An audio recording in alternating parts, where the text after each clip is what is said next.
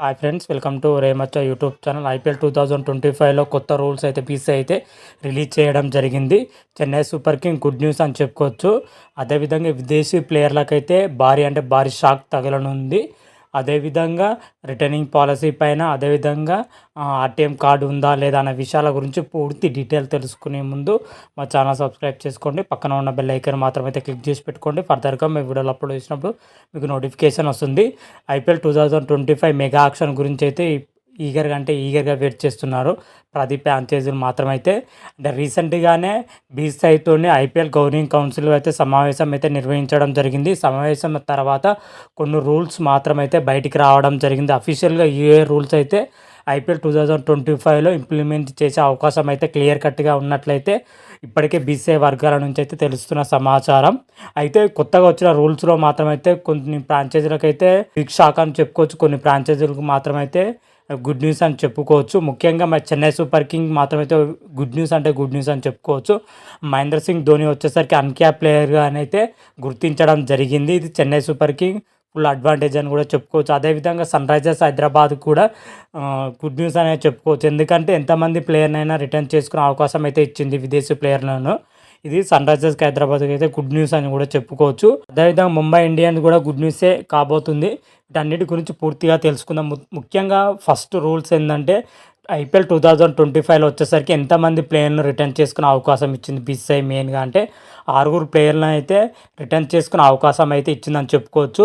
ఈ 6 ప్లేయర్లో వచ్చేసరికి ఇండియన్ ప్లేయర్లు అయినా కానీ, ఫారెన్ ప్లేయర్ అయినా కానీ, ఎవరినైనా కానీ 6 ప్లేయర్ను రిటర్న్ చేసుకునే అవకాశం అయితే ఇవ్వడం జరిగింది. 6 ప్లేయర్ ఇండియన్ ప్లేయర్లైనా రిటర్న్ చేసుకోవచ్చు, 6 ప్లేయర్ను ఓవర్సీస్ ప్లేయర్లైనా రిటర్న్ చేసుకునే అవకాశం అయితే కల్పించిందని చెప్పుకోవచ్చు. ఈ 6 ప్లేయర్లో వచ్చేసరికి 5 మాత్రమైతే క్యాప్ ప్లేయర్గా రిటర్న్ చేసుకుని, ఒక ప్లేయర్ వచ్చేసరికి అన్క్యాప్ ప్లేయర్ని అయితే రిటర్న్ చేసుకునే అవకాశం అయితే బీసీసీఐ అయితే ఇచ్చిందని కూడా చెప్పుకోవచ్చు. బీసీసీఐ తీసుకున్న మంచి గుడ్ న్యూస్ అని చెప్పుకోవచ్చు 6 ప్లేయర్ను రిటర్న్ చేసుకునే అవకాశం అయితే. అదేవిధంగా ఆర్టీఎం కార్డు ఉందా లేదా ఈ నిబంధన తీసేస్తున్నట్లయితే నడవడం జరిగింది. కాకపోతే మాత్రమైతే బీసీసీఐ అయితే క్లియర్ కట్గా అయితే చెప్పడం జరిగింది. ఆర్టీఎం కార్డు కూడా ఉపయోగించుకోవచ్చు అని కూడా చెప్పడం జరిగింది. ఆర్టీఎం కార్డు ఎలా ఉపయోగించుకోవాలంటే, ఒక ఫ్రాంచైజీ ఒక ప్లేయర్ని రిలీజ్ చేసినప్పుడు, అతను వేలంలో ధరకు వేరే జట్టు కొనుగోలు చేసినప్పుడు పాత ఫ్రాంచైజీ అంత మొత్తంలో డబ్బు చెల్లించి ఆ ప్లేయర్ని అయితే తీసుకోవడం జరుగుతుంది. ఇది ఆర్టీఎం కార్డు ఉపయోగించి కొనుగోలు చేసే విధానం. అయితే ఆర్టీఎం కార్డు కింద ఎంతమంది ప్లేయర్లు కొనుగోలు చేయాలనేది అయితే ఫ్రాంచైజీలకు అయితే పెట్టిందని కూడా చెప్పుకోవచ్చు. వాళ్ళు ఆర్టీఎంకి 4 ప్లేయర్లు కొనుక్కుంటారా, 6 ప్లేయర్లు కొనుక్కుంటారా అనేది అయితే వాళ్ళ ఇష్టం అని కూడా చెప్పుకోవచ్చు. ఆర్టీఎం కింద కొనుగోలు చేసే ప్లేయర్ ఎలా ఉంటుందంటే, ఇప్పుడు 6 ప్లేయర్లో అయితే మీరు ఎంతమంది రిటర్న్ చేసుకుంటారు, 2 రిటర్న్ చేసుకుని 4 అయితే ఆర్టీఎం కింద కొనుగోలు చేసే అవకాశం ఉంటుంది. 3 రిటర్న్ చేసుకుంటే 3 ఆర్టీఎం ప్లేయర్ కింద కొనుగోలు చేసే అవకాశం ఉంటుంది.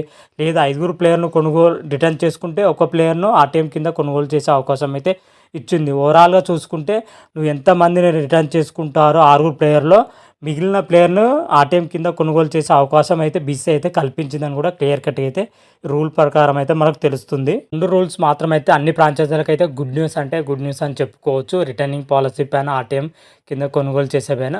ఇక్కడే బీసీసీఐ మాత్రమైతే దిమ్మ తిరిగే మైండ్ బ్లోయింగ్ అయితే ట్విస్ట్ ఇచ్చిందని చెప్పుకోవచ్చు. ఫ్రాంచైజీలకు మాత్రం అయితే ఇది భారీ షాక్ అని కూడా చెప్పుకోవచ్చు. మీరు 6 ప్లేయర్ను రిటర్న్ చేసుకునే కేటగిరీలో చూసుకుంటే ఓవరాల్గా 5 ప్లేయర్లు మనం రిటర్న్ చేసుకుంటే 75 కోట్లు ఖర్చు పెట్టవలసి ఉంటుంది. ఇక్కడ బీసీసీఐ మాత్రమైతే అదిరిపోయే ట్విస్ట్ అయితే ఇవ్వడం జరిగింది. ఇదే ఇప్పుడైతే ఫ్రాంచైజీలకు అయితే భారీ షాక్ అని చెప్పుకోవచ్చు. ఎందుకంటే మొదటి కేటగిరీ తీసుకున్న ప్లేయర్కి అయితే 18 కోట్లు చెల్లించి కొనుగోలు చేయాలి. అదేవిధంగా సెకండ్ కేటగిరీ తీసుకున్న ప్లేయర్లో వచ్చేసరికి 14 కోట్లు పెట్టి కొనుగోలు చేయాలి. అదేవిధంగా 3వ ప్లేయర్ కింద తీసుకున్న ప్లేయర్కి అయితే 11 కోట్లు పెట్టి కొనుగోలు చేయాల్సి ఉంటుంది. అదేవిధంగా 4వ ప్లేయర్ విషయానికి వచ్చినట్లయితే మరి 18 కోట్లు పెట్టి 4వ ప్లేయర్ని తీసుకునే అవకాశం అయితే బీసీసీఐ అయితే ఇక్కడనే పెద్ద బాంబ్ అయితే పేల్చడం జరిగింది. ఎందుకంటే 4వ ప్లేయర్కి ఎంత మనీ ఇస్తున్నారో ఫస్ట్ ప్రియారిటీ కిందకు తీసుకున్న ప్లేయర్ కూడా అంతే మనీ ఇవ్వాల్సి వస్తుంది. ఇక్కడనే బీసీసీఐ మాత్రమైతే దిమ్మ తిరిగిపోయే షాక్ అయితే ఇవ్వడం జరిగింది ఫ్రాంచైజీలకు మాత్రమైతే. 5వ ప్లేయర్కి వచ్చేసరికి 14 కోట్లు అయితే చెల్లించడం జరిగింది. ఓవరాల్గా చూసుకుంటే 5 ప్లేయర్లు కలిసి 75 కోట్లు అవుతుంది క్యాప్ ప్లేయర్కి. అన్క్యాప్ ప్లేయర్కి వచ్చేసరికి 4 కోట్లు. ఓవరాల్‌గా చూసుకుంటే ఆరుగురు ప్లేయర్లు కలిసి 79 కోట్లు అవుతుంది. ఆల్మోస్ట్ ఫ్రాంచైజీ పర్స్ వాల్యూలో సగం కంటే ఆల్మోస్ట్ 65% అయితే రిటర్న్ చేసుకున్న ప్లేయర్ల పైన ఖర్చు చేయాల్సి అయితే వస్తుంది. ఈ రూల్స్ ప్రకారం అయితే. ఇక్కడనే ఫ్రాంచైజీలు మాత్రం అయితే చాలా అంటే చాలా వెనుకడుగు వేసే అవకాశం అయితే కనిపిస్తుంది. పర్టిక్యులర్‌గా ఏ ప్లేయర్‌ని తీసుకోవాలి, ఏ పొజిషన్‌లో తీసుకోవాలి, ఎంతమందిని తీసుకోవాలనేది అయితే ఇప్పుడు ఫ్రాంచైజీలు మాత్రం అయితే తల పట్టుకుంటున్నారని కూడా చెప్పుకోవచ్చు. ముగ్గురిని తీసుకోవాలా, నలుగురిని తీసుకోవాలా, ఆరుగురు తీసుకోవాలా అంటే ఎలా తీసుకోవాలని అయితే ఫ్రాంచైజీకి వదిలిపెట్టడం జరిగింది. కాకపోతే ఫ్రాంచైజీలు మాత్రం అయితే చాలా ప్లాన్ ప్రకారం అయితే తీసుకోవాల్సి అయితే ఉంటుంది. ఎందుకంటే మను పర్స్ వాల్యూ వచ్చేసరికి గత వేలంలో వచ్చేసరికి 100 కోట్లు అయితే ఉండడం జరిగింది. ఈ వేలానికి వచ్చేసరికి 120 కోట్లు అయితే పెంచడం జరిగింది. ఓవరాల్‌గా 120 కోట్లో 79 కోట్లు ఖర్చు అయితే మిగిలినది ఎంత వచ్చి దాదాపు 45 కోట్లు మాత్రమే ఉండడం జరిగింది. 45 కోట్లలో మిగిలిన అందరు ప్లేయర్‌ని అయితే కొనుగోలు చేసే అవకాశం ఉంటుందంటే చాలా అంటే చాలా కష్టం అని చెప్పుకోవచ్చు. ఆరుగురు ప్లేయర్‌లకు 75 కోట్లు ఖర్చు పెట్టి 45 కోట్లలో ఇంకా వచ్చేసరికి ఇంకా 18 ప్లేయర్‌లు అయితే కొనుగోలు చేయాలి. ఇదైతే చాలా అంటే చాలా కష్టం అని చెప్పుకోవచ్చనే మాత్రమైతే ఒక ప్లాన్ ప్రకారంగా మెగా ఆక్షన్‌లో పాల్గొనే అవకాశం అయితే కనిపిస్తుంది ఫ్రాంచైజీలు మాత్రమైతే. ఈసారి మాత్రం ఈ రూల్ మాత్రం అయితే చాలా అంటే చాలా ఇబ్బందికరంగా అయితే ఫ్రాంచైజీలకు అయితే మారడం జరిగింది. మరి చూడాలి ఫ్రాంచైజీలు వచ్చేసరికి ఎంతమంది ప్లేయర్‌ని రిటర్న్ చేసుకునే అవకాశం మనకు తెలుసు. మనకు చూస్తున్న మనీ పర్స్ వాల్యూ అన్నీ చూసుకుంటే ముగ్గురు లేదా నలుగురు ప్లేయర్లు మాత్రమే రిటర్న్ చేసుకునే అవకాశం అయితే కనిపిస్తుంది. ముగ్గురును క్యాప్ ప్లేయర్‌గా తీసుకొని ఒక ప్లేయర్ అన్‌క్యాప్ ప్లేయర్‌గా తీసుకుంటే మనీ పర్స్ వాల్యూ తక్కువగానే ఉంటుంది. అదేవిధంగా మెగా ఆక్షన్‌లో బెస్ట్ ప్లేయర్ కొనుగోలు చేయడానికి ఫ్రాంచైజీలకు అయితే అనుకూలంగా ఉంటుందని అయితే నా యొక్క అభిప్రాయం. ముగ్గురు క్యాప్ ప్లేయర్ అదేవిధంగా ఒక అన్‌క్యాప్ ప్లేయర్ తీసుకుంటే మాత్రం అయితే 43 కోట్లు ఖర్చు అవుతుంది. ఇది బెస్ట్ ప్రైజ్ అని చెప్పుకోవచ్చు. కాకపోతే ఫ్రాంచైజీలు మాత్రం అయితే ఏ విధంగా ప్లాన్ చేసుకొని ప్లేయర్‌ని కొనుగోలు చేస్తుందంటే చూడాలని చెప్పుకోవచ్చు. అదేవిధంగా మరొక రూల్ వచ్చేసరికి అన్‌క్యాప్ ప్లేయర్ రూల్ మాత్రం అయితే మరోసారి అయితే తీసుకురావడం జరిగింది. 2022లో బీసీసీఐ అయితే రూల్‌ని అయితే రద్దు చేయడం జరిగింది. మరొకసారి ఫ్రాంచైజీల రిక్వెస్ట్‌తోనైతే అన్‌క్యాప్ ప్లేయర్ రూల్ మాత్రం అయితే మరోసారి అయితే తీసుకురావడం జరిగింది. ఇంటర్నేషనల్ క్రికెట్‌కి రిటైర్మెంట్ ప్రకటించి 5 సంవత్సరాలు కంప్లీట్ అయిన ప్లేయర్‌ను అన్‌క్యాప్ ప్లేయర్‌గా అయితే గుర్తించాలని అయితే రూల్ అయితే గతంలో ఉండడం జరిగింది. అదే రూల్‌ని అయితే మళ్ళీ తీసుకురావడం జరిగింది బీసీసీఐ మాత్రం అయితే.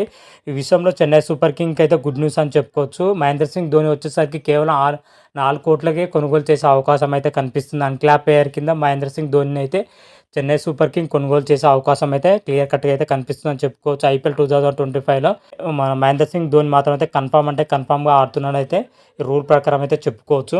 అదేవిధంగా మరొక రూల్ ఏందంటే ఫ్రాంచైజీలకు వచ్చేసరికి మనీ పర్స్ వాల్యూ అయితే పెంచడం జరిగింది. 100 కోట్ల నుంచి 120 కోట్ల వరకు అయితే పెంచడం జరిగింది. దాదాపు అయితే 20 కోట్లు అయితే పెంచడం జరిగింది. మరి చూడాలి 120 కోట్లలో మన ఫ్రాంచైజీలు మాత్రం అయితే మెగా ఆక్షన్‌లో ఎంతమంది ప్లేయర్‌ని కొనుగోలు చేయాలి, అదేవిధంగా ఎంతమంది ప్లేయర్ రిటర్న్ చేసుకున్నదైతే ఫ్రాంచైజీకి అయితే వదిలేయడం జరిగింది. అదేవిధంగా మరొక రూల్ వచ్చేసరికి ఇంపాక్ట్ ప్లేయర్ రూల్ అయితే మరోసారి అయితే బీసీసీఐ అయితే తీసుకురావడం జరిగింది. దీనిపైన చాలా అంటే చాలామంది మాజీ క్రికెటర్లు కానీ ప్రజెంట్ ఆడుతున్న క్రికెటర్లు అయితే తీవ్రంగా విమర్శించడం జరిగింది డైరెక్ట్‌గానే. అదేవిధంగా బీసీసీఐ అయితే రూల్ తీసేస్తానైతే గతంలో చెప్పడం జరిగింది. కాకపోతే ఫ్రాంచైజీల ఒత్తిడి మేరకు అయితే ఇంపాక్ట్ ప్లేయర్ రూల్ అయితే మళ్ళీ తీసుకురావడం జరిగింది. మరోసారి ఆల్రౌండర్ ప్లేయర్లకైతే భారీ అంటే భారీ షాక్ తగలనుంది. మన టీమిండియా ప్లేయర్లకైతే ఇంపాక్ట్ రూల్ అయితే మరో 3 సంవత్సరాల దాకా కొనసాగించే అవకాశం అయితే కానీ క్లియర్ కట్‌గా అయితే బీసీసీఐ అయితే చెప్పడం జరిగింది రూల్ ప్రకారం అయితే. అదేవిధంగా బీసీసీఐ వచ్చేసరికి ఐపీఎల్ ఆడే ప్లేయర్లకు మాత్రమైతే ఒక గుడ్ న్యూస్ అని చెప్పుకోవచ్చు. మ్యాచ్ ఫీజుని అయితే చెల్లించనుంది ఈ సంవత్సరం నుంచి మాత్రమైతే. గతంలో అయితే మ్యాచ్ ఫీజు అయితే ఎన్నడూ చెల్లించలేదు. ఓన్లీ ఇంటర్నేషనల్ క్రికెట్ ఆడే వాళ్ళకు అదేవిధంగా డొమెస్టిక్ క్రికెట్ ఆడేవాళ్ళ ప్లేయర్లకు మాత్రమే మ్యాచ్ ఫీజు బీసీసీఐ అయితే చెల్లించడం జరిగింది. ఇదే రూల్స్ మాత్రమైతే ఇప్పుడు ఐపీఎల్ కూడా కొనసాగుతున్నట్లయితే మన బీసీసీఐ సెక్రటరీ జైసా గారు అయితే చెప్పడం జరిగింది. ప్రతి ఒక్క మ్యాచ్‌కు 7,50,000 ఇవ్వనున్నట్లయితే తెలుస్తుంది. నార్మల్‌గా ఒక ప్లేయర్ వచ్చేసరికి 10 లక్షలకు 10 కోట్లకైతే కొనుగోలు చేయడం జరిగిందనుకో, ఆ మ్యాచ్‌లో ఆడుతున్నంత సేపు అతనికి వచ్చేసరికి 1.05 కోర్స్ అయితే అదనంగా రావడం జరుగుతుంది. ఓవరాల్‌గా చూసుకుంటే 11 కోట్ల దాకా సంపాదించే అవకాశం అయితే కనిపిస్తుంది. కొనుగోలు చేసిన దానికంటే 1.05 కోట్లు అదనంగా అయితే చెల్లించనుంది బీసీసీఐ మాత్రం అయితే. ఓవరాల్‌గా వచ్చేసరికి బీసీసీఐ అదేవిధంగా ఐపీఎల్ గవర్నింగ్ కౌన్సిల్ మీటింగ్‌లో సమావేశం తర్వాత ఈ రూల్స్ అయితే బయటికి రావడం జరిగినాయి. ఇవే కాక చాలా అంటే చాలా చిన్న చిన్న రూల్స్ అయితే ఉండడం జరిగింది. వీటి అయితే ఇవాళ లేదా రేపు అఫీషియల్‌గా ప్రకటించే అవకాశం అయితే కనిపిస్తుంది. అప్పుడు క్లియర్ కట్‌గా ఐపీఎల్ మొత్తానికి ఏ రూల్ ఉండే అవకాశం ఉందనేది అయితే క్లియర్ కట్‌గా మరొక వీడియో అయితే చేసి అప్లోడ్ చేస్తాను. ప్రజెంట్ వరకు మాత్రం అయితే మన బీసీఐ నుంచి అదేవిధంగా ఐపీఎల్ గవర్నమెంట్ నుంచి అయితే రిలీజ్ అయిన రూల్స్ మాత్రం అయితే ఇవే అని చెప్పుకోవచ్చు. ఇవే మెయిన్ రూల్స్ అని చెప్పుకోవచ్చు. మరి చూద్దాం 10 ఫ్రాంచైజీలు మాత్రం అయితే ఏ ప్లేయర్ని రిటర్న్ చేసుకునే అవకాశం ఉంది అనే విషయాల గురించి పూర్తి డీటెయిల్స్ తెలంగాణ మరొక వీడియో చేసి అప్లోడ్ చేస్తాను. అంతవరకు మీకు ఈ వీడియో కానీ నచ్చినట్టయితే లైక్ చేయండి, షేర్ చేయండి. మరిన్ని వీడియోల కోసం మా ఛానల్ సబ్స్క్రైబ్ చేసుకోండి. పక్కన ఉన్న బెల్ ఐకాన్ మాత్రం అయితే క్లిక్ చేసి పెట్టుకోండి. ఫర్దర్గా మీ వీడియోలు అప్లోడ్ చేసినా మీకు నోటిఫికేషన్ వస్తుంది. హర హర మహాదేవ్ శంభో శంకర. Thank you.